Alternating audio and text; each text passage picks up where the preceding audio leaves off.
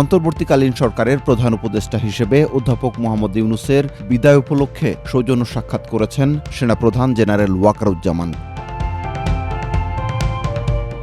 16 ফেব্রুয়ারি তেজগাঁয়ে প্রধান উপদেষ্টার কার্যালয়ে দুজনের মধ্যে সাক্ষাৎ হয়। এ সময় তারা পারস্পরিক শুভেচ্ছা বিনিময় করেন, আলোচনা করেন দায়িত্বকালীন বিভিন্ন বিষয় নিয়ে। ত্রয়োদশ জাতীয় সংসদ নির্বাচনে দায়িত্ব পালন সহ নানা বিষয়ে সেনাবাহিনী সহযোগিতা করায় সেনাপ্রধানকে ধন্যবাদ ও কৃতজ্ঞতা জানান অধ্যাপক ইউনূস। এদিকে তেজগাঁয়ে নিজ কার্যালয়ের কর্মকর্তা কর্মচারীদের উদ্দেশ্যে বিদায়ী বক্তব্য দিয়েছেন প্রধান উপদেষ্টা। বক্তব্য শেষে তাদের সঙ্গে ফটো সেশনেও অংশ নেন তিনি। ত্রয়োদশ সংসদ নির্বাচনে নিরঙ্কুশ জয়ের পর সরকার গঠন করতে যাচ্ছে বিএনপি নেতৃত্বাধীন জোট। 17 ফেব্রুয়ারি সকালে সংসদ সদস্যরা এবং বিকেলে মন্ত্রিপরিষদের সদস্যরা সংসদের দক্ষিণ প্লাজায় শপথ নেবেন।